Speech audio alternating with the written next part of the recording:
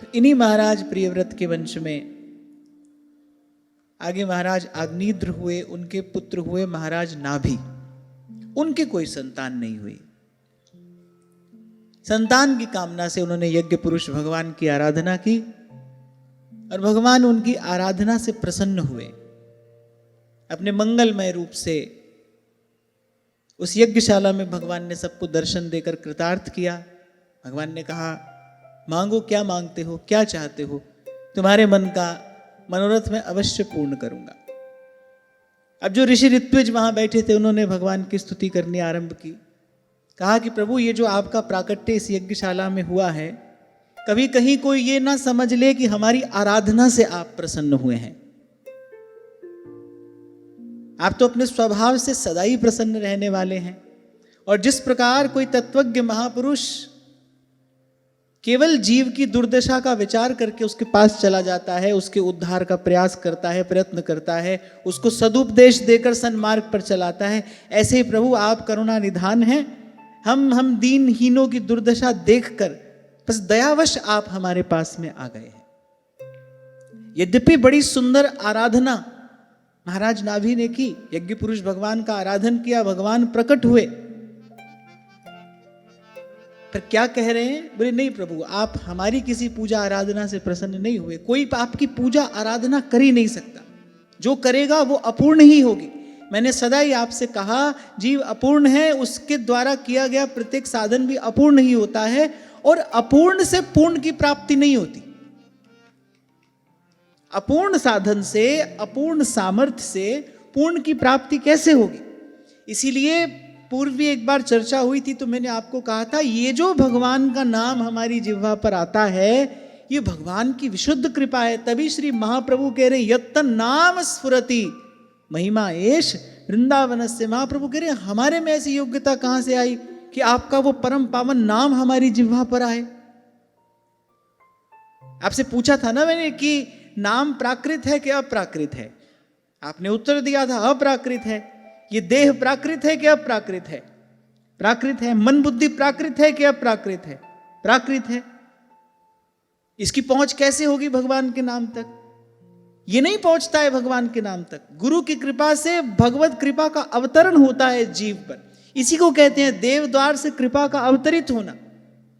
जीव भगवान का नाम लेने लगा है, भगवत भजन करने लगा है, माने प्रभु के द्वार से उस पर कृपा का अवतरण हुआ है। अवतरण का अर्थ तो आप समझते हैं ना, जब कोई नीचे उतरता है तो भगवान की कृपा का अवतरण होता है। जीव कभी किसी काल में किसी भी प्रकार से, किसी भी सामर्थ्य से वहां तक नहीं पहुंच सकता।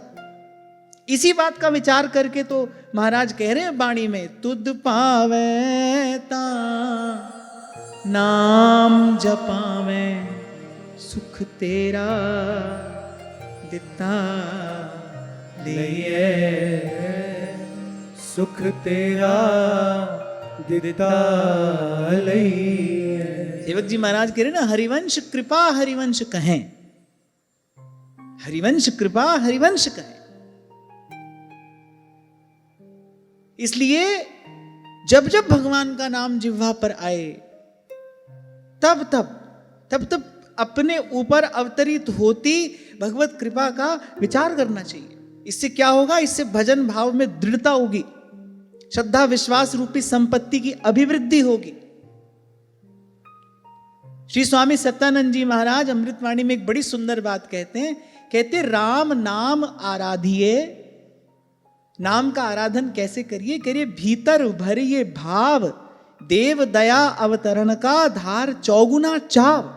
कह रहे यदि आप जप करते करते, नाम जप करते करते, कीर्तन करते करते, यदि आप इस बात का साथ साथ भाव रखेंगे, इस बात का साथ साथ विचार करेंगे कि मेरी जिह्वा पर जो नाम है ये कुछ और नहीं, प्रभु के द्वार से मुझ पर ये कृपा की धारा बरस रही है, क्या होगा? बोले जप में आपका चाव चौगुना बढ़ेगा।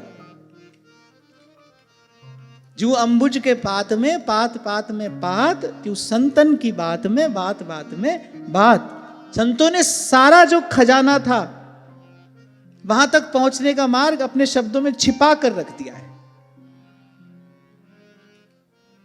वो जो परम संपत्ति है ना, परम धन है, वहां तक पहुंचने का मार्ग संतों ने अपनी वाणी में छिपा कर रख दिया।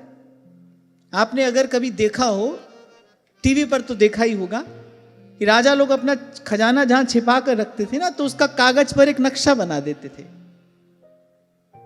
लेकिन वो नक्शा हर किसी की समझ में नहीं आता था। उस नक्शे को समझने के लिए कुछ योग्य लोग चाहिए होते थे। वो समझते थे कि इसमें क्या लिखा है, उसको डिकोड करना पड़ता है। तो ऐसे ही संतों ने सारा रहस्य अपनी वाणी में छिपा कर रख दिया है। कह रहे राम नाम आराधिए।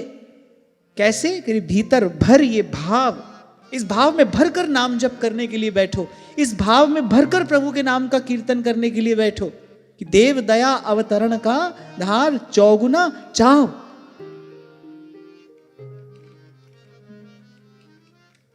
आजकल के कुछ लोग इसको मैनिफेस्टेशन कहने लगे हैं, लेकिन इससे कुछ प्रभाव पड़ता है आपकी चेतना पर। आपको पता है स्नान कितने प्रकार का होता है? स्नान के अनेक अनेक प्रकार शास्त्र में वर्णन किए गए हैं। केवल जल से ही स्नान नहीं होता, सूर्य की रश्मियों से भी स्नान होता है। खेल सारा किसका है? मन का है, मन माने की बात है। इसी को योगी लोग धारणा कहते हैं। यम नियम आसन प्राणायाम प्रत्याहार धारणा। किसी वस्तु की दृढ़ता पूर्वक धारणा कर लेना। धारणा करके बैठिए कि मैं बैठा हूं श्री जी के चरणार विंद से। महाप्रभु जब कहते हैं ना, श्री राधे त्वत्पदाब्जात स्रवती निरवधि प्रेम पीयूष कोटि। महाप्रभु कह रहे हैं, हमारे आचार्य का वाक्य है, हे स्वामिनी आपके सुंदर सुकोमल शीतल शंतम चरणार विंद से किसी दिव्य प्रेमामृत की धारा अजस्र रूप से प्रवाहित होती है। जब नाम जपने के लिए बैठो, यही भाव अपने मन में भर कर बैठो कि मैं बैठा हूं और श्री जी के चरणार विंद से वो जो बहती धारा है वो मेरे रोम रोम को भिगो रही है। इस भाव से नाम का आराधन करना चाहिए। इसी को कहते हैं नाम का आराधन। एक नाम की रटन है, वहां से तो सब आरंभ करते हैं। तोते की तरह रटना, उसका भी अपना बड़ा प्रभाव है। क्या प्रभाव है? वो आपको जब तक पहुंचाती है। जो रटन है वो आपको जब तक पहुंचाती है, जब से आराधन आरंभ होता है। इसको कहते हैं आराधन। भावना भावित होकर नाम में रम जाना। इसी को भोली सखी जी ने कहा, रोम रोम रग रग जब बोले, कोई और विचार ही ना रहे, केवल इष्ट की भाव भावना से आपका तन मन बुद्धि प्राण सब भावित हो जाए, पूरित हो जाए।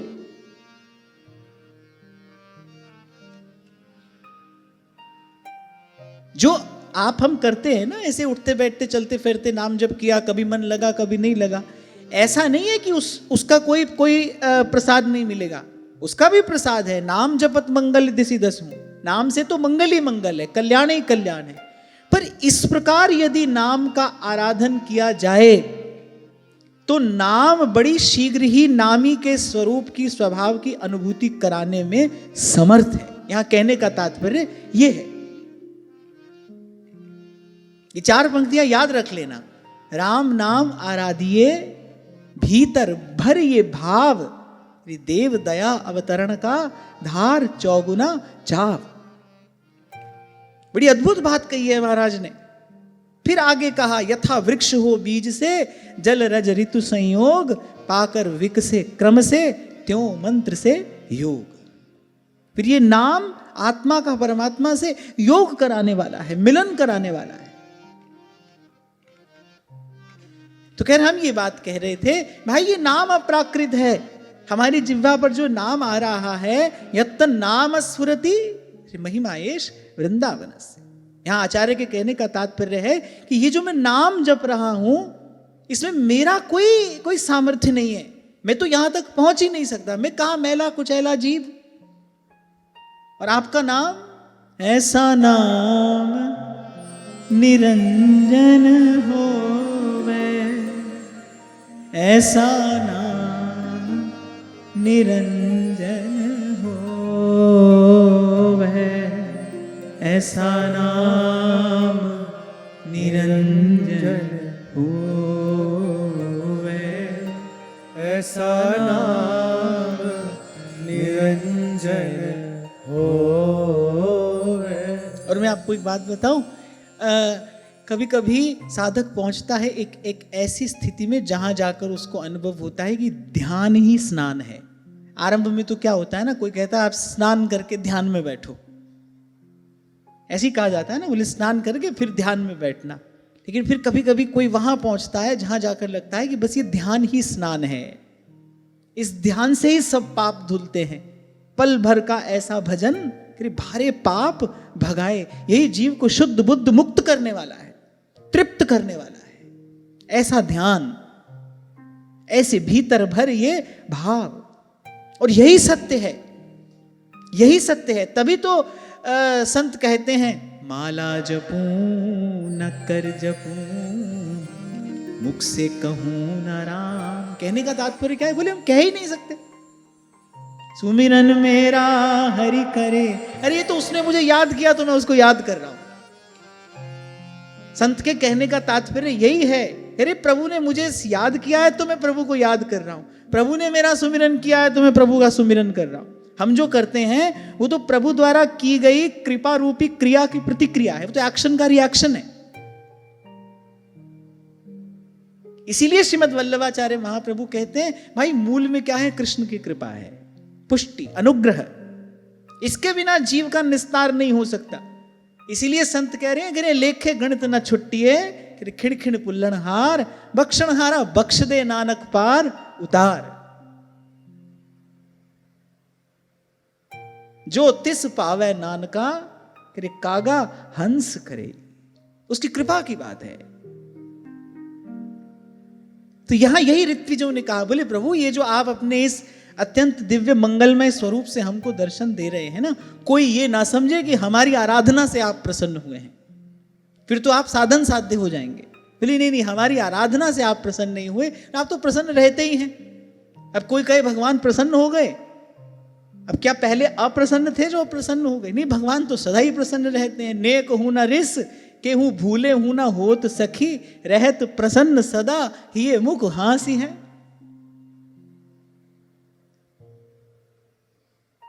ऋत्विजों ने एक बड़ी सुंदर बात यहां कही, बोले ऐसे तो प्रभु क्या कोई आपकी महिमा गाएगा, क्या कोई आपकी स्तुति करेगा, क्या कोई आपकी आराधना करेगा। और एक और बात मैं यहां कहकर आगे बढ़ना चाहूंगा, कोई यहां पहुंच जाए ना, कोई इस भाव तक पहुंच जाए, मन ही पूजा मन ही धूप, मन ही से सहज स्वरूप, राम में पूजा कहाँ चढ़ाऊं। प्रभु आपका स्वरूप देखते हैं तो आपकी पूजा करने की इच्छा होती है।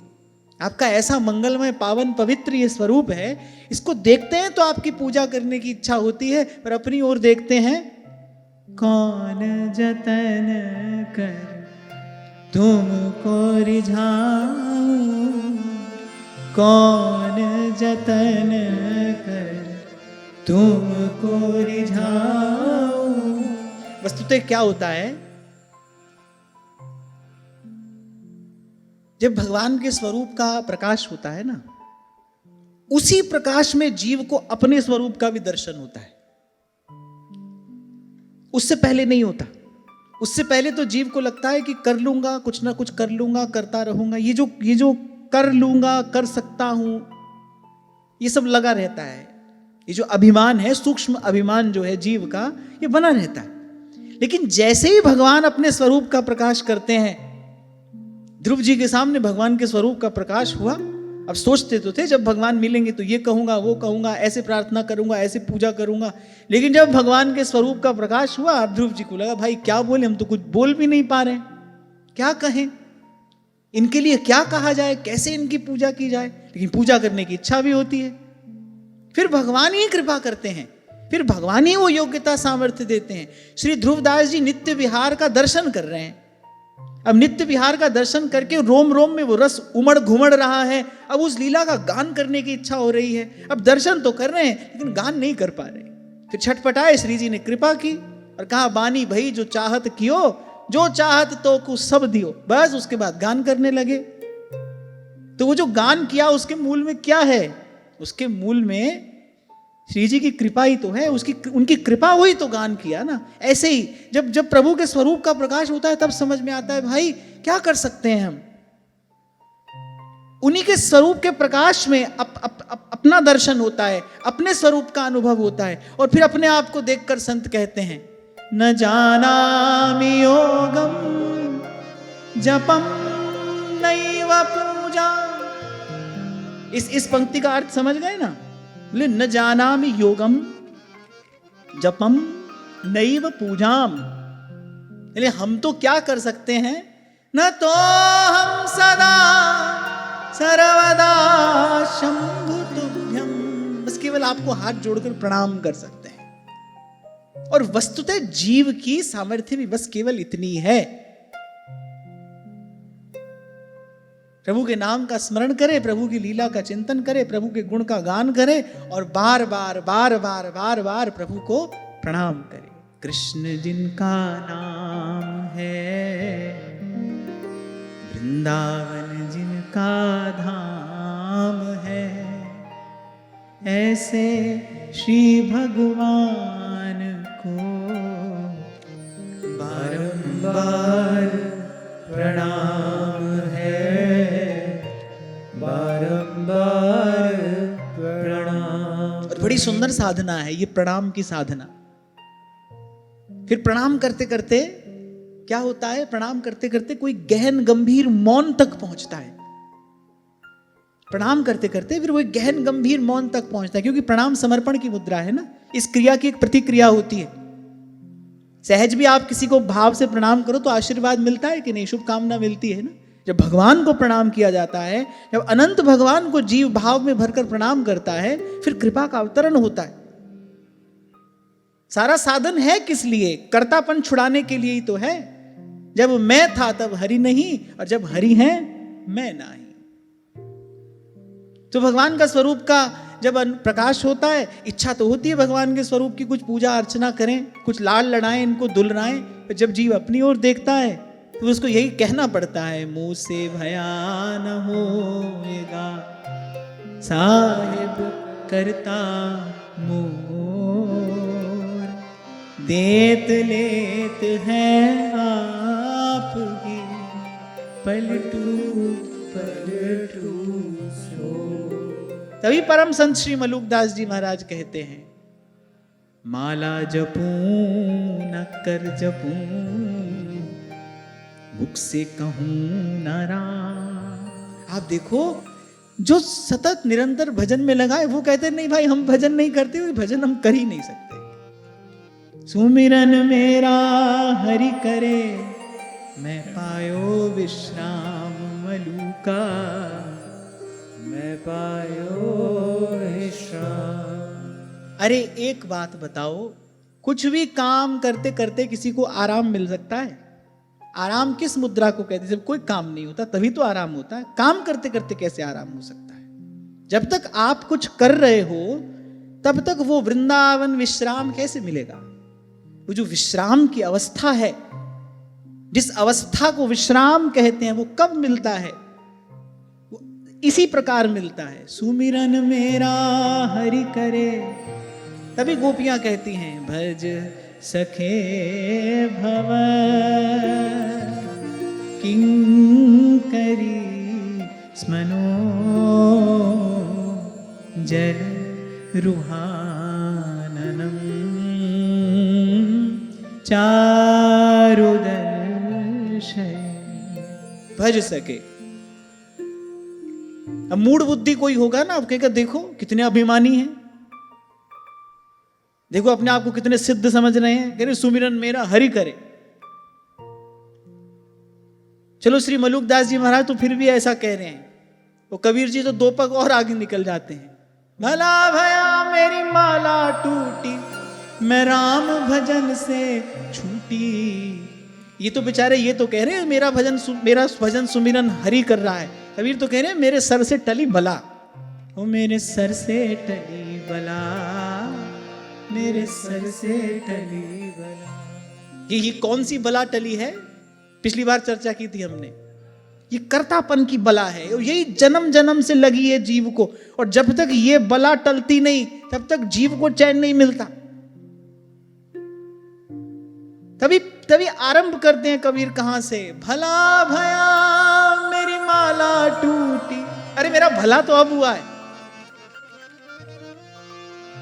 मेरा भला तो हुआ ही अब है मेरे गुरु की कृपा से। भला भया मेरी माला टूटी, अरे मैं राम भजन से छूटी, मेरे सर से टली भला, मेरे सर से टली भला। भला भया मेरी मटकी फूटी, भला भया मेरी मटकी फूटी, मैं पनिया भरन से छूटी, मेरे सर से टली भला, मेरे सर से टली भला, मेरे सर से टली भला, मेरे सर से टली भला। भला भया मेरी माला फूटी, भला भया मेरी माला छूटी, मैं राम भजन से छूटी, मेरे सर से टली भला, मेरे सर से टली भला, मेरे सर से टली भला, मेरे सर से टली भला। माला जपूना कर जपूं, माला जपूना कर जपूं, मुख से कहूँ न राम, मुख से कहूँ न राम, सुमिरन मेरा हरि करे, सुमिरन मेरा हरि करे, मैं पायो विश्राम मलूका, मैं पायो विश्राम, मैं पायो विश्राम मलूका, मैं पायो विश्राम। भला भया मेरी मटकी फूटी, भला भया मेरी मटकी फूटी, मैं राम भजन से छूटी, मेरे सर से टली भला, मेरे सर से टली भला, मेरे सर से टली भला, मेरे सर से टली भला। ओ मेरे सर से टली भला, मेरे सर से टली भला। मेरे सर से टली भला, मेरे सर से टली भला। इसीलिए बड़ा आश्चर्य होता है कि जो वस्तुतः भजन में ही लगे रहे, जो मूर्तिवंत प्रेम हो गए, उन्होंने तो कभी अपने मुख से इस शब्द तक नहीं कहा कि हम भजन करते हैं या कहीं प्रेम के निकट हम पहुंचे हैं। वो तो सदा भजन की याचना ही करते रहे। महादेव सी भक्ति किसकी होगी, उनके जैसा सत्संग में अनुराग और किसका होगा। और वो क्या कह रहे कि बार बार वर मांगी हो, हरख देहु श्रीरंग, पद सरोज अनपायनी, भक्ति सदा सत्संग।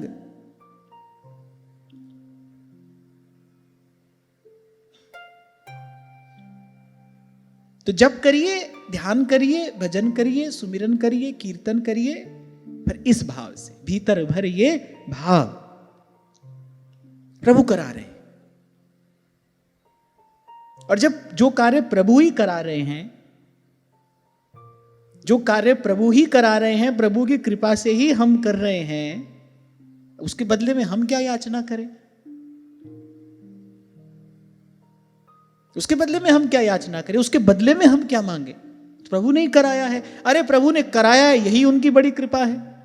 नहीं तो पहले ही ब्रह्मा जी क्या आए, बोले जैसे रस्सी से पशु नाथा रहता है, बोले ऐसे भगवान की इच्छा से जीव बंधा है, जो कराए वो करना पड़ेगा।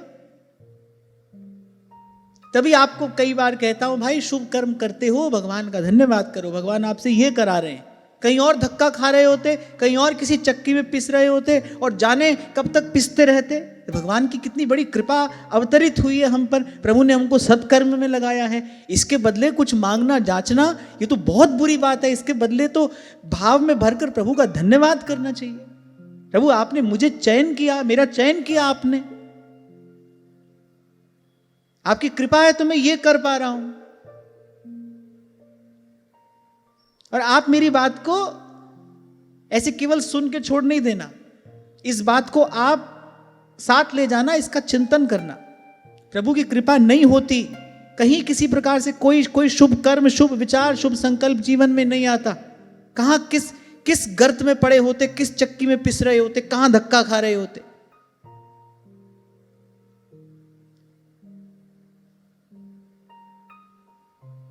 इसीलिए धन्यवाद करते रहिए। मैं तो कहता हूं इसी भाव में आपकी गति मति स्थिर हो जाए।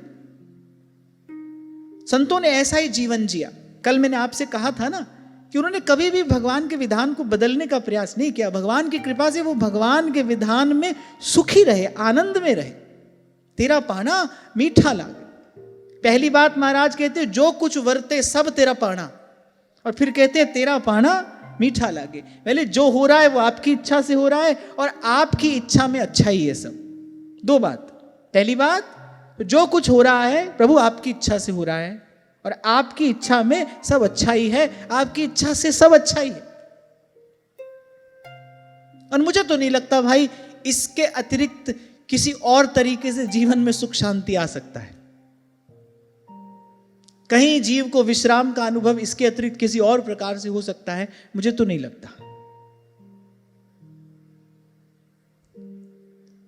तो ऋत्विजों ने बड़ी सुंदर बात की। बोले प्रभु आप हमारी आराधना से नहीं, आप तो अपने स्वभाव से सदा प्रसन्न हैं। और जैसे कोई तत्वज्ञ महापुरुष कभी कभी किसी जीव की दुर्दशा से द्रवीभूत हो जाता है, उसके मन में दया का उद्रेक हो जाता है, वो कहते हैं भाई इसके पास चलकर इसको इस गर्त से निकालकर इसको सन्मार्ग पर चलाना चाहिए। ऐसे ही तो संत आ जाते हैं। यही तो संतों की कृपा करुणा है। सूक्ष्म जगत में कोई दिव्य चेतना देखती है, भाई धराधाम पर देखो जीव कितने दुखी हो रहे हैं, फिर वो प्रतीक्षा करते हैं किसी जननी के गर्भ की, और जब उनको वो अनुकूल धरातल मिलता है, बस उस धरातल पर वो चेतना आविर्भूत हो जाती है। इसीलिए पलटू साहब कहते हैं परमारथ के कारणे लियो संत अवतार। देखो ये तो सिद्धांत है, जानत तुम्हें हुई जाए। जिसने प्रभु को जाना वो तद्रूप हो जाता है। श्री नारद जी भक्ति सूत्र में कह रहे तस्मिन् तज्जने भेदाभावात, भगवान में और भगवान के भक्त में कोई भेद नहीं होता, बल्कि भगवान कह रहे हैं ये तो हमसे कुछ अधिक ही हैं, इनको हमसे अधिक ही मानना। मोते अधिक संत करी लेखा, आज्ञा दी है भगवान ने, और ये आज्ञा दी भी कहां है? नवदा भक्ति की बात करते हुए श्री रघुनाथ जी बात कह रहे मोते अधिक संत करी लेखा। तो उन संतों के हृदय में हम जैसे अस्मदादि जीवों की दुर्दशा का विचार करके ऐसे दया का उद्रेक होता है। फिर वो प्रतीक्षा करती है, वो चेतना, वो दिव्य चेतना प्रतीक्षा करती है कि उसको कोई जननी की कोख मिले जिस धरातल पर वो आविर्भूत हो सके। जैसे चंदन का पेड़ भाई कहीं भी तो नहीं लगाया जा सकता, उसको अनुकूल मिट्टी चाहिए ना, हवा पानी चाहिए। केसर की खेती कहीं भी नहीं हो सकती। एक बार एक राजा के मन में इच्छा हुई, बोले हमारे राज्य में क्यों नहीं हो सकता केसर, हम करेंगे केसर की खेती। अब कुछ जानकार लोगों को बुलाया, बोले भाई हम अपने राज्य में केसर की खेती करना चाहते हैं। बोले महाराज उसके लिए तो एक विशेष प्रकार की मिट्टी चाहिए। बोले मिट्टी लाओ। ले आए कश्मीर से मिट्टी। अब बोले जल भी चाहिए। अब था तो ये बड़ा परिश्रम का कार्य है, राजा के मन की सनक थी। लाओ जल भी लाओ, जितना जल चाहिए उतना लेकर आओ, जितना परिश्रम करना पड़ेगा हम करेंगे, केसर तो होना ही चाहिए। तो जल भी आ गया, बात बन नहीं रही। अब किसी ने कहा बोले महाराज हवा भी वहीं की चाहिए, अब वो कैसे लेकर आओगे? तो असफल होना पड़ा, निराश होना पड़ा। तो ऐसे ही एक संत जब आविर्भूत होता है ना, उसको एक धरातल चाहिए। इसीलिए थोड़ा विलंब हो जाता है, संत को कोख नहीं मिलती। उस दिव्य चेतना को आविर्भूत होने के लिए जो धरातल चाहिए वो उसको उपलब्ध नहीं होता। इसीलिए कई बार कई वर्षों तक संतों की दिव्य चेतनाओं को केवल सूक्ष्म जगत में ही रहना पड़ता है। वो चाहती हैं कि सृष्टि का कल्याण हो। क्यों? क्योंकि उनका तो सारी सृष्टि से एकत्व स्थापित हो चुका है ना। वो तो कहते हैं वसुधैव कुटुंबकम, सारी वसुधा ही हमारा परिवार है। परिवार का कोई भी व्यक्ति दुखी हो तो बाकी सब लोग कहीं ना कहीं किसी ना किसी मात्रा में दुखी हो जाते हैं ना। परिवार के एक व्यक्ति का कष्ट सबको कहीं ना कहीं दुखी पीड़ित कर देता है। ऐसे ही सारी सृष्टि जिनका परिवार है वो जीव के दुख को देखकर दुखी होते हैं। लेकिन इसी प्रकार संत आते हैं, परमार्थ के लिए आते हैं। उनको कोई आवश्यकता नहीं पर फिर भी आते हैं, हम लोगों के उद्धार के लिए आते हैं। क्यों कह रहा था ये बात में, कहां से आई ये बात?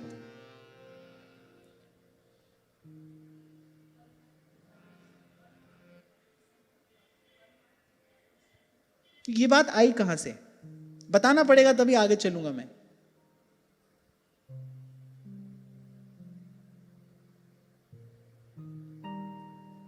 नहीं तो कीर्तन करो आज। कहां से आई ये बात?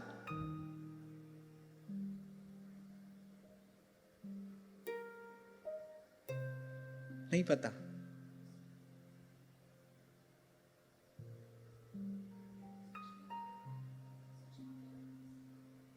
है नहीं, ये बात आई कहां से?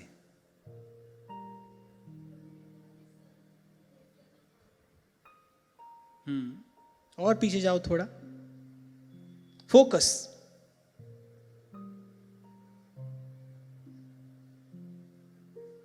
कुछ एक लोग तो यहां ऐसे बैठे रहते हैं जिनसे मुझे पूरी पूरी आशा होती है बताएंगे।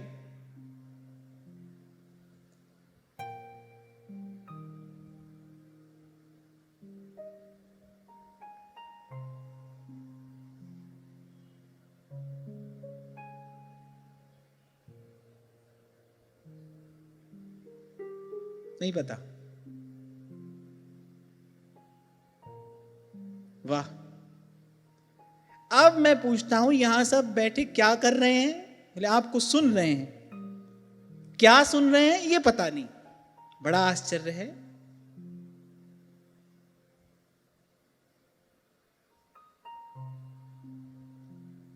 मन तो है नाच नचावे माया। क्या कर रहे हो यहां पर बैठकर?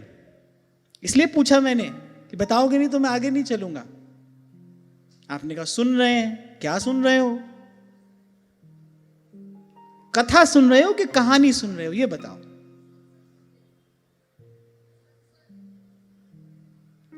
हाँ तो सुन रहे हो तो सुनाओ ना, क्या सुन रहे हो?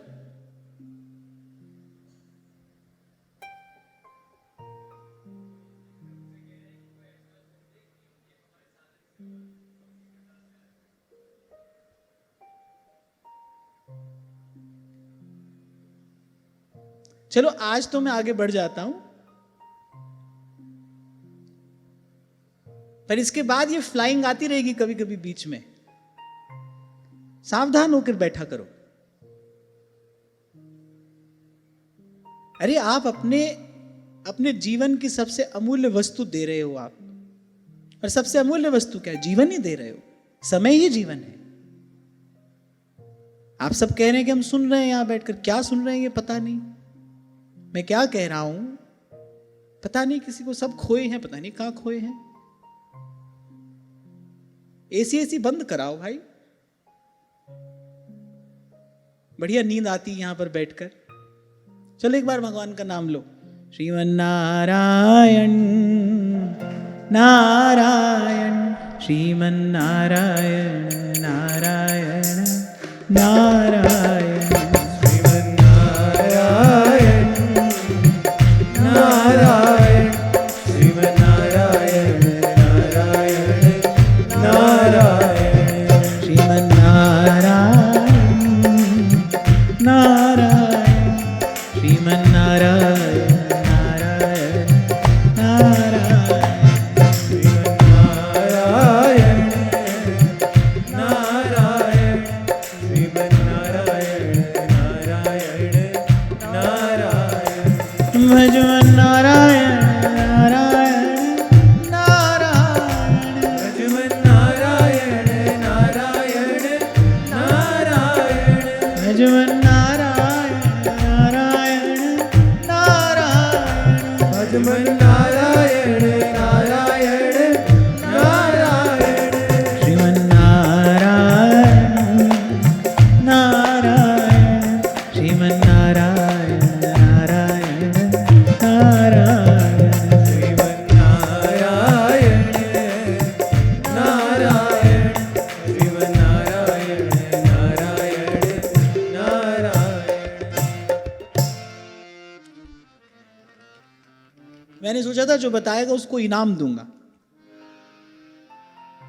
अब तो खुद को ही देना पड़ेगा। हाँ बताओ बेटा।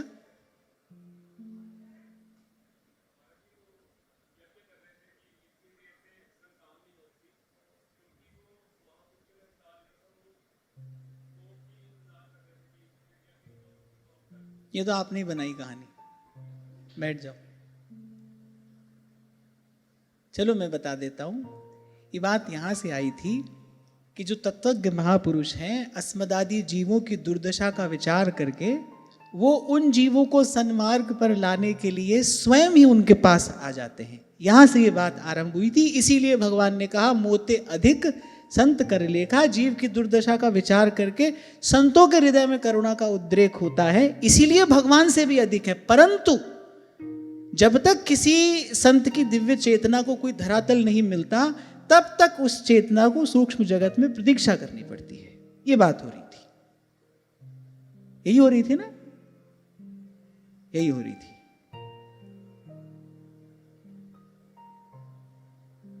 हाँ पर ठीक है, आप लोगों के पास ये सुविधा है, आप सोना चाहो तो सो सकते हो। और हम तो भाई इस जगह पर बैठे, हमको तो सावधान रहना ही है। एक नौका में 100 लोग सवार हों, एक आदमी नौका चलाता है। अब 100 के 100 बढ़िया ठंडी पुरवैया चल रही है तो सो जाए। जो चलाने वाला ही सो जाए तो क्या होगा? तो हमको तो सावधान रहना है। पर साथ साथ मेरा कार्य यह भी है कि मैं कहता रहूं आपसे कि आप जागते रहो। भ्रम भूल में भटकते जीव का भाग्य उदय होता है, तब सत्संग मिलता है। बड़े भाग, और भगवान कह रहे हैं ये बात, पाइब सत्संगा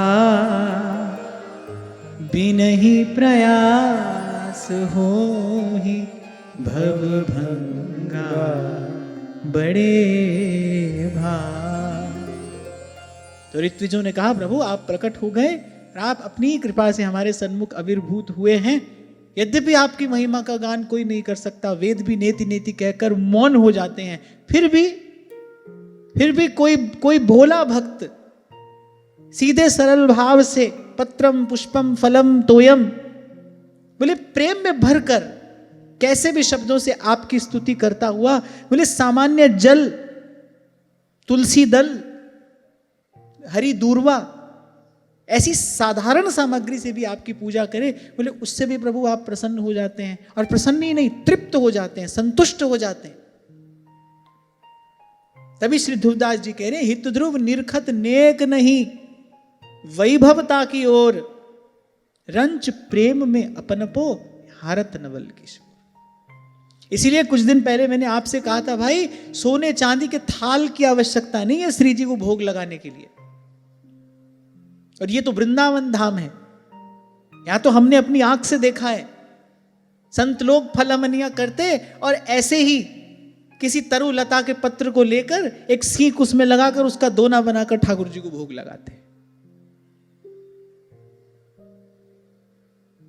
क्या होता है ना, जब हम अपनी दृष्टि से जो केवल हमारी दृष्टि से उत्तम वस्तु है, जब हम उसका संग्रह करके ठाकुर जी को निवेदन करते हैं ना, तो कहीं बहुत गहरे हमारे मन में भाव आता है कि देखो बढ़िया से बढ़िया वस्तु से ठाकुर जी की सेवा कर रहे हैं।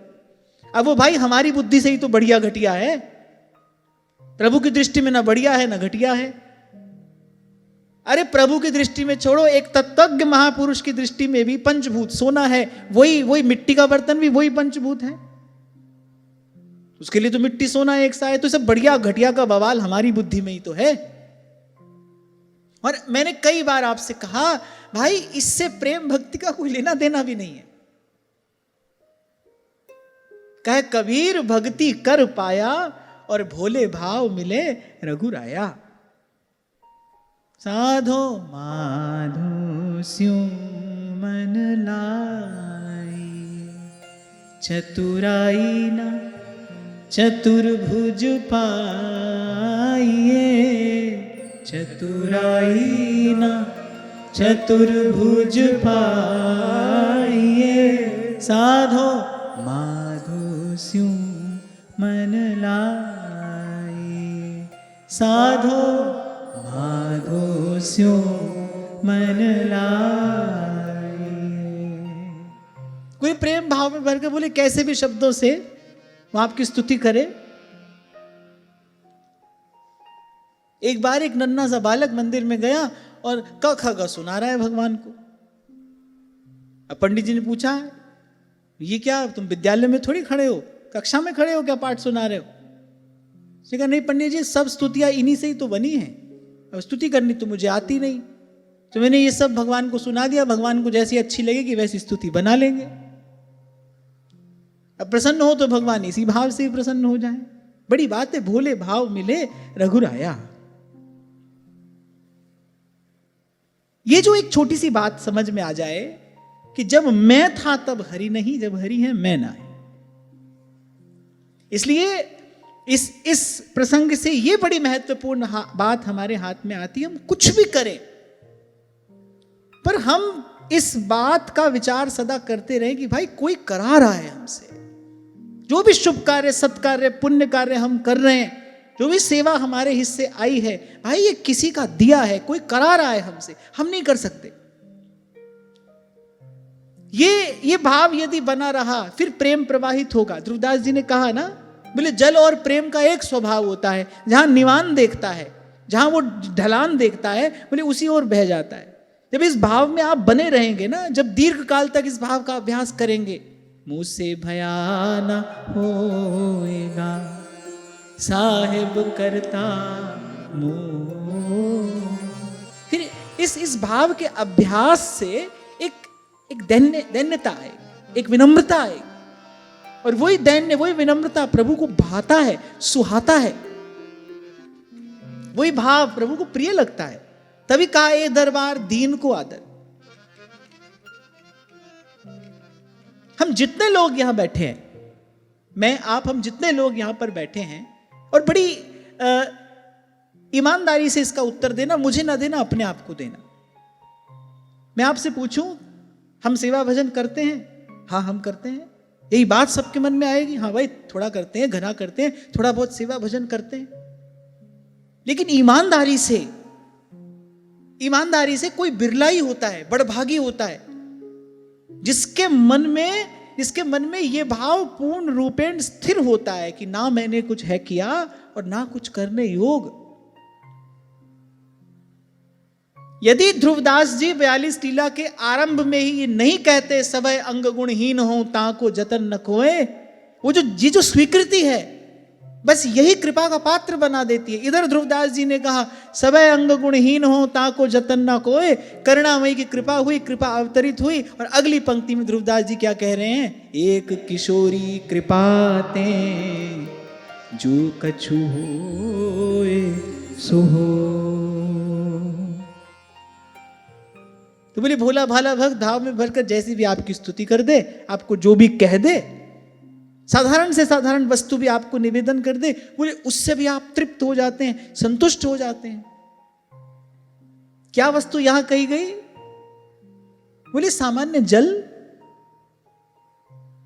तुलसी दल, कोई फल, बोले इसी से आप संतुष्ट हो जाते हैं। फिर ऋत्विजों ने कहा, बोले प्रभु आप करुणामयी की हम पर अनंत कृपा आविर्भूत हुई है, जो आप हमारे नेत्रों का विषय हो गए, आपने इस मंगलमय स्वरूप से दर्शन दिया। बोले ब्रह्मादि भी आपके दर्शन की अभिलाषा करते हैं, लेकिन सहज में आपका दर्शन नहीं पाते। तो सब वरों में सबसे श्रेष्ठ जो वर था, बोले सो तो आपने हमको प्रदान कर ही दिया, अब हम आपसे क्या मांगे? वहां ठाकुर जी मुस्कुराए, बोले अरे जो मांगना है जल्दी से मांग लो, क्योंकि अंतर्यामी जानी है, अंतर्गत का भाव वो जानते हैं कि भाई इन्होंने किस मनोरथ से हमारी आराधना की है और भगवान आविर्भूत हुए हैं। तो ऋत्विजों ने चतुराई नहीं की। जब भगवान उनकी बात सुनकर मंद मंद मुस्कुराते रहे, तब ऋत्विजों ने कहा, बोले प्रभु ऐसे तो आप अंतर्यामी हैं, हम आपसे क्या कहें, पर फिर भी आपने कहा है मांगो, तो आपकी आज्ञा शिरोधार्य करके अपना भाव आपके श्री चरणों में निवेदन करते हैं। सबसे पहले तो आप हमको प्रसन्न दिखाई दे रहे हैं, हमको लग रहा है कि आप हम पर प्रसन्न हैं, अपने सहज स्वभाव से हम पर प्रसन्न हैं। सबसे पहले तो आप हम पर ये कृपा करिए, हम आपसे यही वर मांगते हैं कि गिरने, ठोकर खाने, छींकने, जम्हाई लेने और संकट आदि के समय, मरण आदि अवस्थाओं में यद्यपि हम इस योग्य नहीं हैं, पर फिर भी आपकी हम पर कृपा हो और हमारी जिह्वा पर आपका नाम आ जाए, माने आपका सहज स्मरण हमको बना रहे। सबसे पहले तो प्रभु हमको यही वरदान दीजिए, आपकी सहज स्मृति हमको बनी रहे। ये जो कहा ना, गिरने, ठोकर खाने, छींकने, जवाई लेने के समय, अब जब व्यक्ति गिरता है, ठोकर खाता है, उस समय सावधान नहीं होता, उस समय वो असावधान होता है। बोले उस असावधानी की स्थिति में हमको आपका स्मरण बना रहे। देखो ऋत्विज कितने चतुर हैं, वो कह रहे हैं जब हम असावधान हो जाएं तब आपका स्मरण बना रहे। ऐसे ही कहा कि जब बहुत शरीर रोगी हो जाए तब भी जीव सावधान नहीं रह पाता, और जब वो मरणासन्न अवस्था में होता है तब तो अनेक अनेक प्रकार के कष्ट व्याधियां उसको सताते हैं, उस समय तो आपका भजन होता ही नहीं। तो बोले प्रभु ऐसी स्थितियों में हमको आपका भजन होता रहे। बोले जब आसन पर बैठेंगे तब तो हम कर लेंगे आपको याद, पर जब हम असावधान हो जाएं, जब हमें किसी प्रकार की योग्यता न रहे, हम आपका स्मरण करने में जब समर्थ ना हो ना, बोले प्रभु उस समय हमारी जिह्वा पर आपके मुकुंद माधव गोविंद बोल, केशव माधव हरि हरि बोल। आपके इन पावन नामों का हम उच्चारण कर सके। भक्तवत्सल दीन बंधु, आपके इन गुण द्योतक नामों का हम कीर्तन कर सके, ऐसी कृपा पहले तो आप हम पर करो। ऋत्विजों ने कहा बोले अब तो भगवान आ ही गए हैं और कह भी रहे हैं मांगो जो मांगना है, तुम्हारा मनोरथ पूर्ण करूंगा। बोले बाकी सब तो होता रहेगा, सबसे पहले ये बात मांग लेनी चाहिए। ऐसे सूरदास जी कहे निपट निगोड़ो दास तिहारो, कह रहे प्रभु अंत समय सुध लीजिए। बोले प्रभु जीवन तो जैसा तैसा हमारा निकल जाएगा, जो सुख दुख लगी रहे देह सो। बोले हम गिरते पड़ते, बोले समय तो काट लेंगे, पर जब वो घड़ी आए ना, जब प्राण तन से निकले, बोले उस समय प्रभु ऐसी कुछ कृपा हो जाए। पीतांबरी कसी हो, होठों पे कुछ हंसी हो, मूरत ये मन बसी हो, जब प्राण तन से निकले, इतना तो करना स्वामी, जब प्राण तन से निकले। जब ये प्रसंग चिंतन कर रहा था तो मैंने कहा देखो कैसे कुशल, कैसे निपुण, कैसे चतुर ऋत्विज हैं। मेरे प्रभु जब असावधान हो जाए ना तब आपका भजन हो जाए, नहीं तो भाई जन्म जन्म मुनि जतन कराही, अंतराम कही आवत नहीं। आपको शायद पहले भी सुनाया था मैंने ये प्रसंग। प्रातः स्मरणीय श्री स्वामी रामसुखदास जी महाराज जी से किसी ने पूछा, बोले स्वामी जी आप कहते हैं अंत समय भगवान का नाम लेने पर जीव की सदगति होती है, उसकी मुक्ति होती है, पर मैंने तो जीवन भर कभी भजन किया नहीं और आगे भी मुझे करना नहीं, मेरी कोई रुचि नहीं है, पर यदि मैं अंत समय भगवान का नाम ले लूंगा तो क्या मेरी मुक्ति हो जाएगी? सभा में उसने प्रश्न किया। और संयोग की बात है कि उस समय श्री स्वामी जी हमारे जन्म स्थान में ही थे, 4 दिन के लिए पधारे थे। तो वही सभा में किसी ने प्रश्न किया तो श्री स्वामी जी ने कहा, बोले मैं लिख कर देता हूं, मैं लिख कर देता हूं कि यदि अंत समय तुमने भगवान के नाम का स्मरण किया तो तुम्हारी सदगति होगी, पर एक प्रश्न मेरा है। बोले मुनि जन्म जन्म जतन करते हैं तो अंत में भगवान का स्मरण नहीं होता, और जिसने जीवन भर भजन नहीं किया, जिसने कोई अभ्यास नहीं किया, उसको अंत में भगवान के नाम का स्मरण हो कैसे जाएगा? ये एक मेरा प्रश्न है। जन्म जन्म मुनि जतन कराही, अंतरा कहियावत नाही। क्योंकि मृत्यु से ठीक पहले जीव की क्या दशा होती है ये बताने वाला तो कोई है नहीं भाई। उस समय वस्तु स्थिति क्या होती है ये तो कोई बताने वाला नहीं है।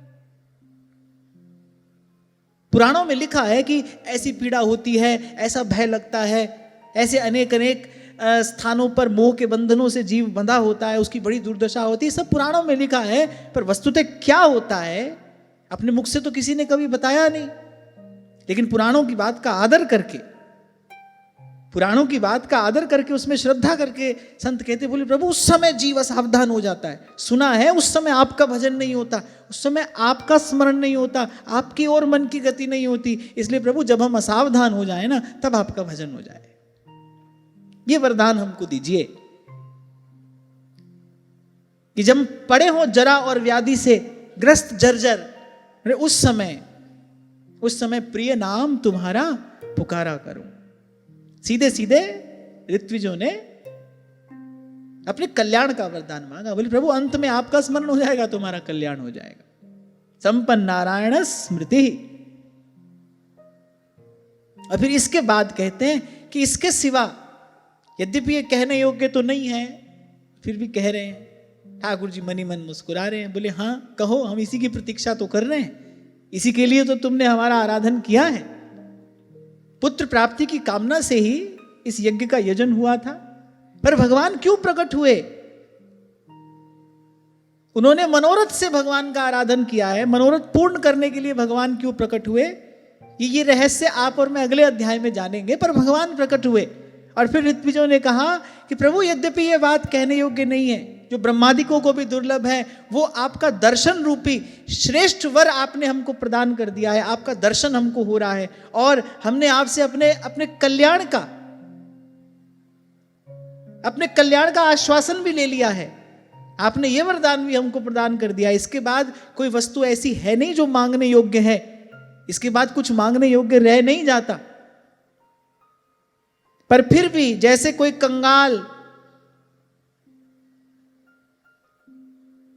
कंगाल किसी धन लुटाने वाले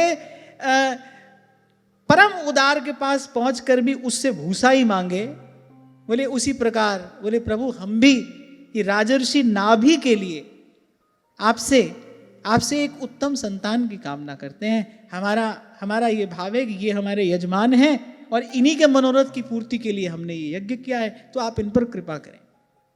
अब देखो यहां एक बड़ी अच्छी बात है, मन में कामना है, भगवान से कह दिया। हम क्या करते हैं, कामनाएं मन में हजारों हैं और जीवन भर इसी झूठ को पाले पोसे रहते कि नहीं हमको तो कुछ नहीं चाहिए, ठाकुर जी की बड़ी कृपा है, जो उन्होंने दिया है सब अच्छा है। और मन में हजारों शिकायतें हैं, मन में हजारों कामनाएं हैं। ये बात प्रभु को अच्छी नहीं लगती। जब लंका के सिंहासन पर बैठने के लिए श्री रघुनाथ जी ने कहा ना विभीषण जी को, तो उन्होंने कहा प्रभु ये तो आपने जीता है, तो आपका ही है। श्री ठाकुर जी ने कहा बोले अब ये चापलूसी जो कर रहे हो ना, ये हमको अच्छी नहीं लग रही है। कहीं ना कहीं तुम्हारे मन में ये इच्छा थी कि नहीं? बोले हाँ इच्छा थी। और बोले जब तुम आए हमने आओ लंकेश कहकर तुम्हारा राज्याभिषेक भी कर दिया। बोले अब इस प्रकार की बात कहने का कोई औचित्य नहीं है, माने भीतर कुछ और बाहर कुछ और। ये बात प्रभु को अच्छी नहीं लगती। इस प्रसंग से एक ही बात हमको सीखनी चाहिए, हमारे मन में कोई इच्छा है, कोई कामना है, सबसे पहले तो हम उसको स्वीकार करें। फिर दूसरी बात, द्वार द्वार भटके नहीं, इससे उससे मांगे नहीं। हमारे प्रभु समर्थ हैं, जो कहें वो उन्हीं से कहें, जो मांगे वो उन्हीं से मांगे। पहली बात तो ना मांगे, पर फिर भी ना रहा जाए मांगे बिना, मन ना आता हो हाथ, तो फिर इतना तो अवश्य करें। द्वार द्वार भटकने की आवश्यकता नहीं है। प्रभु का होकर किसी और से आशा लगाना यह उचित नहीं है। अच्छा फिर इससे क्या होता है? इससे कपट भी होता है। भीतर कुछ और है, कह कुछ और रहे हैं, कर कुछ और रहे हैं, और अंतर्यामी जो है वो तो चींटी के पग नूपुर बाजे तो भी साहेब सुनता है, उससे बचा नहीं जा सकता। इससे क्या होता है? इससे ये कपटपूर्ण व्यवहार है, ये ठाकुर जी से किया गया कपटपूर्ण व्यवहार है, इससे बचना चाहिए। इसीलिए कबीर कह रहे हैं, चतुराई ना चतुर्भुज पाइए,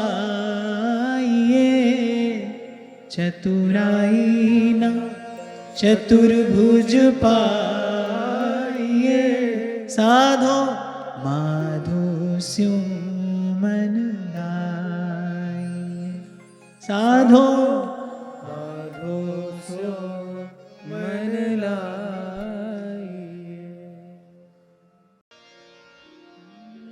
चतुराई न चतुर्भुज पाइए, चतुराई न चतुर्भुज पाइए, चतुराई न चतुर्भुज पाइए, चतुराई न चतुर्भुज पाइए, साधो माधो स्यो मन लाइए।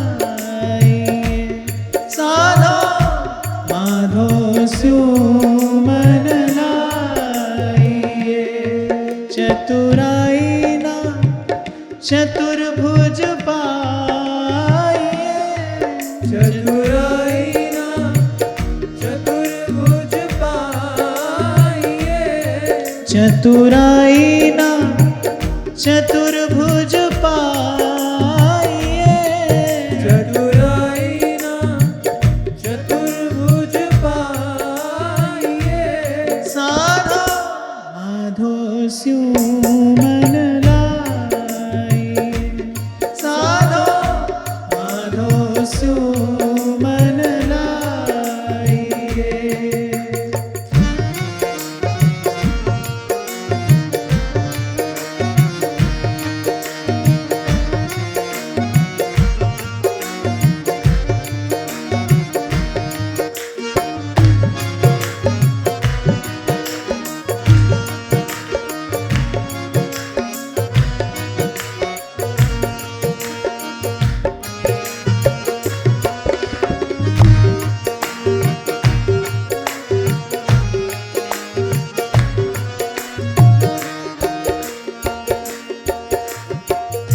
क्या जप किया, क्या व्रत पूजा, क्या जप किया, क्या व्रत पूजा, जाके हृदय भाव है दूजा।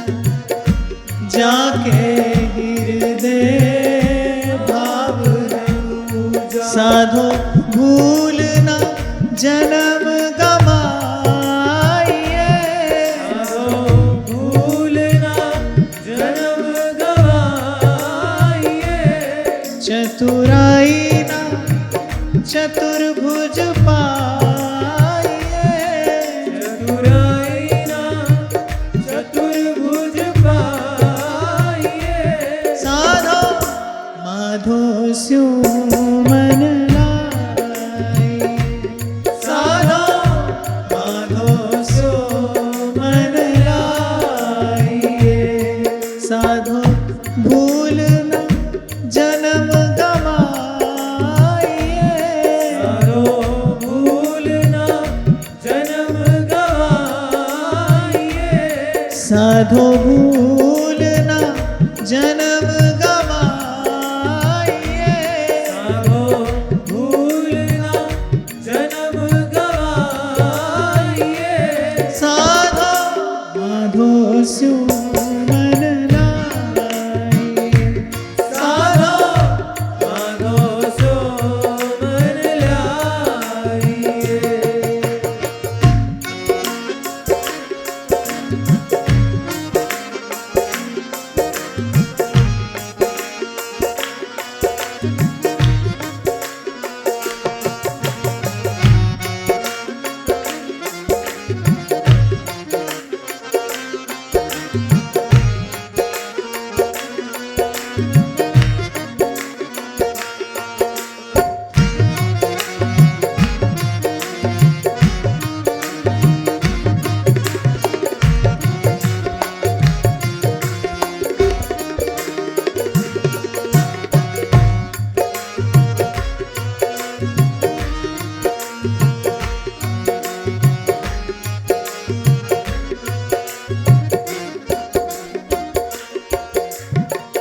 कह कबीर भक्ति कर पाया। कह कबीर भक्ति कर पाया। भोले भाव मिले रघुराया। भोले भाव मिले रघुराया। कह कबीर भक्ति कर पाया। कह कबीर भक्ति कर पाया। भोले भाव मिले रघुराया। भोले भाव मिले रघुराया। साधो हरि चरणन चित लाइए। साधो हरि चरणन चित लाइए। साधो हरि चरणन चित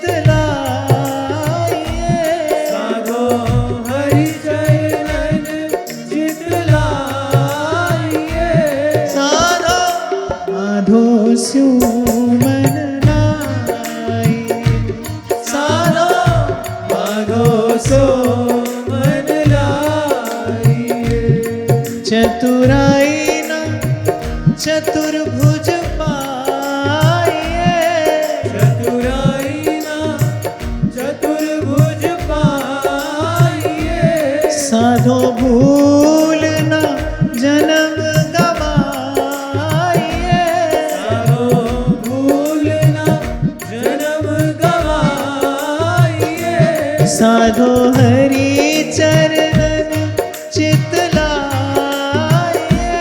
साधो हरि चरणन चित लाइए, साधो माधो स्यो मन लाइए, साधो माधो सो मन लाइए, साधो माधो स्यो मन लाइए, साधो माधो सो मन लाइए।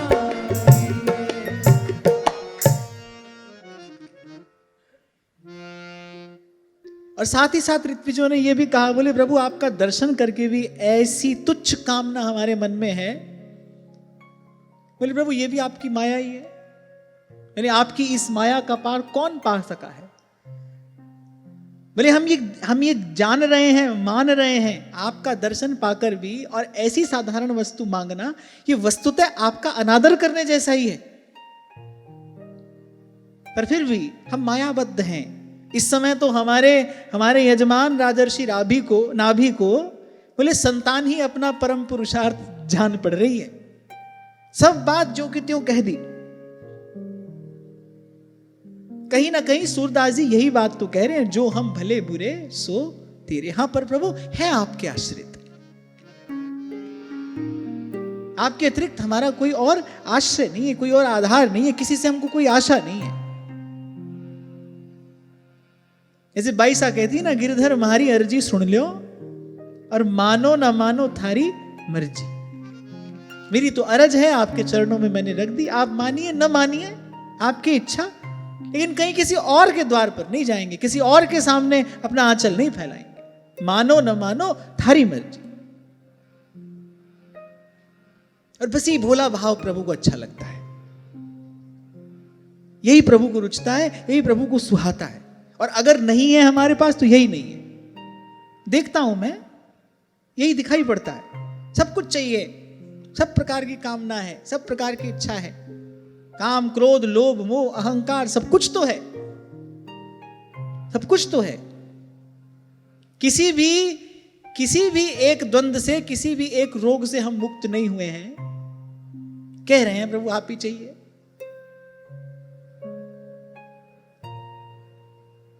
यहां इस अध्याय में ये बड़ी महत्वपूर्ण बात है। देखो भगवान का दर्शन कर लिया, पर फिर भी कह रहे हैं हाँ प्रभु हमारे मन में इच्छा है, ये कामना है, और हम आपसे कह रहे हैं। हम ये भी जानते हैं, देखो कितना सुंदर उदाहरण दिया। बोले कोई बड़ा उदार व्यक्ति हो, धन संपन्न हो और बड़ी उदारता से अपना धन लुटा रहा हो, और बोले उसके पास पहुंचकर भी कोई भूसा मांगे। बोले ऐसी मूर्खता हम कर रहे हैं, ये हमारी जो मांग है, बोले वो ऐसी मूर्खता है। पर फिर भी क्या करें, बोले जो हमारे यजमान है ना, इनको तो इस समय संतान ही चाहिए, इनकी संतान में ही सुख बुद्धि है। ये तो संतान को ही अपना परम पुरुषार्थ माने बैठे हैं, और उसी को प्राप्त करने के लिए आपका आह्वान किया। अच्छा आप आ भी गए। ऋत्विजों ने कहा हमने आपका आह्वान किया, अब आपको आने पर तो कोई विवश नहीं कर सकता। बोले प्रभु आप कृपा करके आ भी गए। अब जब आप आ ही गए हैं, तो ऋत्विजों ने कहा अब देते जाइए। हाँ पर अब आपसे मांग रहे हैं तो आपसे साधारण संतान की कामना नहीं करेंगे, हमारे मन का मनोरथ ये है। और प्रभु आप हमको वचन दे चुके हैं, मांगो तुम्हारा मनोरथ पूर्ण करूंगा। तो हम ये चाहते हैं कि इन राजर्षि नाभि को बोले आपके जैसा पुत्र प्राप्त हो, आपके जैसा पुत्र प्राप्त हो।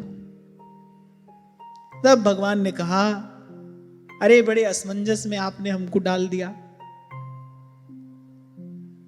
अब हमारे जैसा हम कहां से लाएं। आपसे कहा था ना मैंने, ठाकुर जी सब कुछ कर सकते हैं, कर तुम मकर तुम अन्यथा कर तुम, सर्वतंत्र स्वतंत्र ईश्वर है वो। उस पर ना कोई नियम लागू होता है, ना वो किसी बंधन में बंधा है। और अगर कुछ नहीं कर सकते ना, तो अपने जैसा दूसरा नहीं बना सकते, ये नहीं कर सकते, क्योंकि उनके जैसे वही हैं। तो ठाकुर जी ने कहा आपने हमको बड़ी दुविधा में डाल दिया, तो बड़े असमंजस की बात है। पर श्री ठाकुर जी की दयालुता, उदारता, उनकी भक्त वत्सलता देखिए। श्री ठाकुर जी कह रहे हैं क्योंकि आपने राजर्षि को आश्वासन दिया है कि उनका मनोरथ पूर्ण होगा।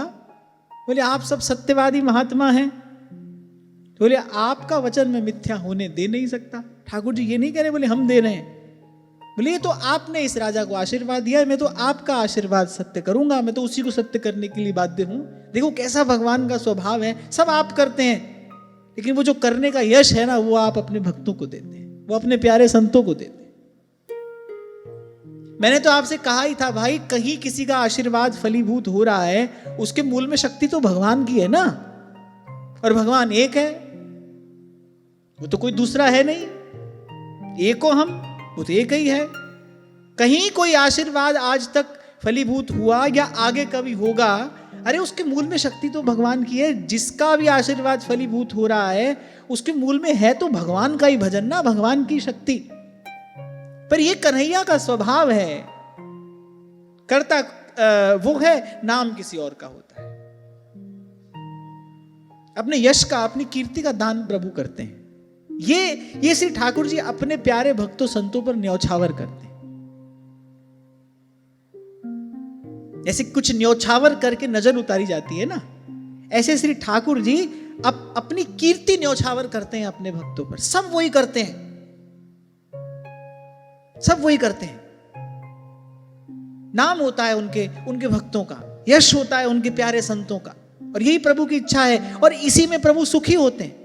भक्त कहते रह जाते हैं, देत लेत है आप ही पलटू पलटू सोर, पर उनकी बात को कोई नहीं सुनता, क्योंकि प्रभु की इच्छा है। और हरि इच्छा भावी बलवाना, भगवान की इच्छा बलवती है। भगवान की इच्छा है भाई हमारे भक्तों का यश होना चाहिए। कितनी सुंदर बात है। ठाकुर जी ये नहीं कह रहे कि मेरा वचन सत्य होगा क्योंकि मैंने तुमसे कहा है मांगो तो अब मुझे देना पड़ेगा, मैं देने को बाध्य हूं। ठाकुर जी ने कहा क्योंकि आप अपने यजमान को आश्वासन दे चुके हैं कि उनका मनोरथ पूर्ण होगा, आप आशीर्वाद दे चुके हैं अपने यजमान को कि उसका मनोरथ पूर्ण होगा, तो भाई ये मनोरथ पूर्ण करने के लिए तो मैं विवश हूं, बाध्य हूं। अब मैं क्या करूं? आपने मुझे बड़े असमंजस में डाल दिया, ये बड़ी दुविधा की बात है। अब मेरे जैसा मैं कहां से ढूंढ कर लाऊं? मेरे जैसा तो कोई और है नहीं। और ब्राह्मणों का वचन भी मिथ्या नहीं होना चाहिए। भगवान ने कहा द्विजकुल मेरा ही मुख है। तभी ठाकुर जी ने कहा अच्छा भाई अब तो कोई और मार्ग बचा नहीं, इसीलिए मैं स्वयं ही अपनी अंश कला से राजर्षि नाभि के यहां अवतार लूंगा, क्योंकि भाई अपने समान मुझे कोई और दिखाई नहीं पड़ता। यज्ञशाला में भगवान का प्रकट होना, भगवान का वर देना, उसका एक कारण है कि भाई भगवान धराधाम पर अवतरित होना चाहते हैं, भगवान अवतार ग्रहण करना चाहते हैं। अच्छा एक बात बताओ, जब से कथा आरंभ हुई है कितने अवतार हो चुके भगवान के?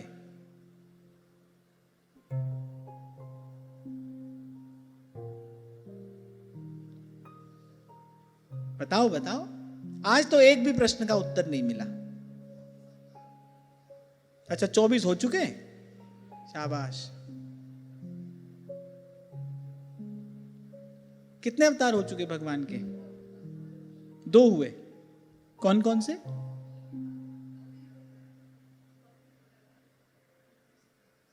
कपिल भगवान और पृथु जी महाराज। अच्छा वराह भगवान भी आए थे है ना? हाँ आए थे है ना?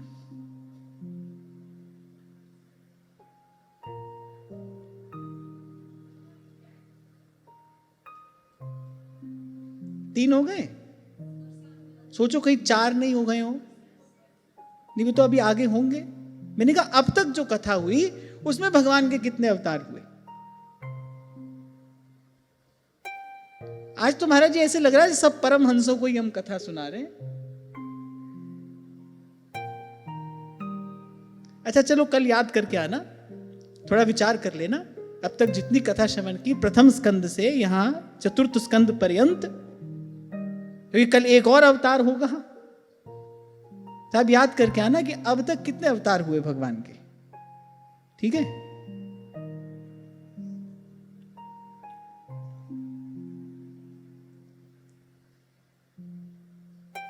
किसी विशेष हेतु से भगवान का अवतार होता है और कुछ कार्य ऐसे होते हैं जो केवल भगवान के अवतार से ही संपन्न हो सकते हैं।